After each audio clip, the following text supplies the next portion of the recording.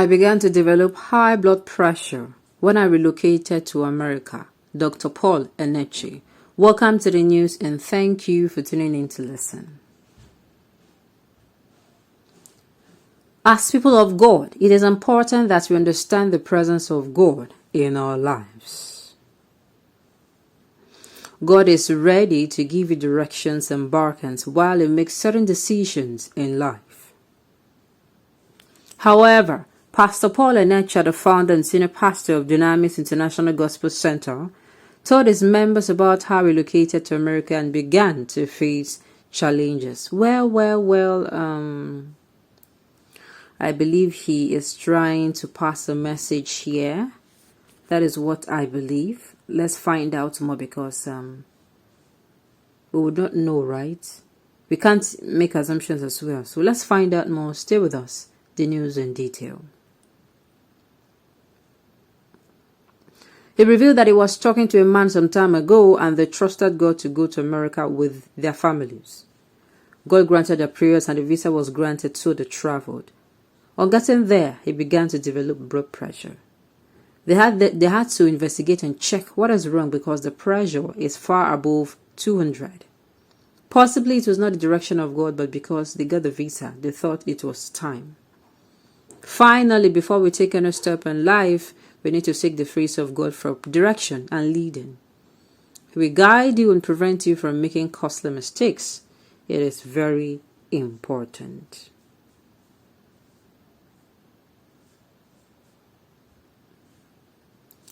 Well, these bloggers, they will not kill somebody. They will not lead somebody astray. That is why sometimes some people who just read the headlines and they just rush, and start giving their opinions. No, they normally get it. You have to go and read the article and understand it. Okay. I was in the church that very day. Dr. Paul Enenche told us that story about someone that got a visa. Please be careful how you talk. It's not the pastor that got the visa. The writer wrote it as if it was Paul Enenche that had the visa. Our bloggers will put somebody in problem.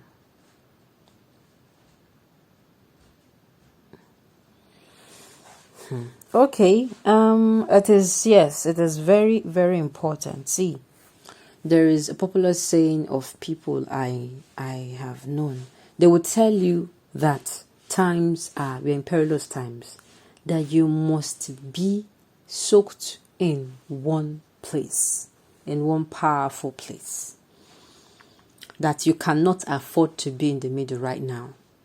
Yes, they were discussing of how bad things have gotten, the spiritual realm of things in the world, that how bad things have gotten is either you are of God or you are of the devil, that you cannot afford to be in the middle. If you want to serve God, nobody is telling you to serve the devil, but if you feel that after you know everything, you have had a taste of maybe religion, you see, no, now you're not convinced or you don't like it, or for whatever reasons, there are people like that they just stopped going to church. They now start doing things that are opposite to those things that are, or teachings that are being taught in church. So it's possible. If you are in the middle, you are in a very dangerous time zone. As in, your zone is very dangerous.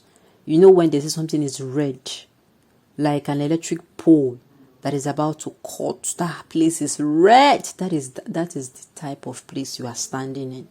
That means if the wire just, melts away from the other, it is going, whoever the thing is landing on, the person's name is sorry.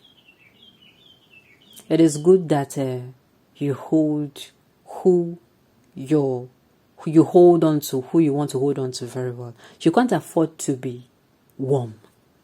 No. And you cannot afford to be cold. You cannot afford to be cold or warm. You are either hot here or there. If you are not hot anywhere, problem. You cannot even, like I said, I repeat, you cannot afford to be warm.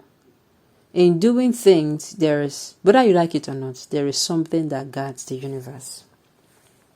Scientists and atheists will come and give you, oh, there is a law for this, there's a law for that, for this. But if you are somebody who believes in God and you believe that He does exist, it is very, very paramount that He's your maker, He's a manufacturer.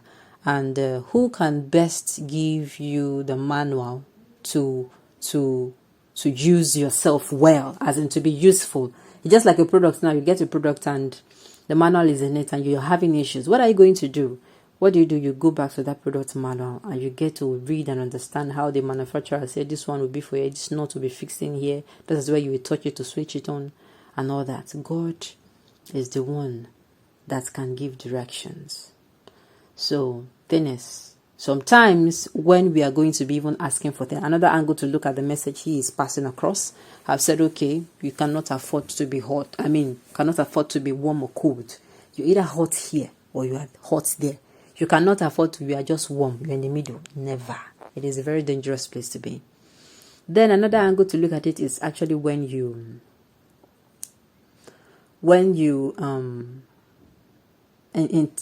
asking God for something.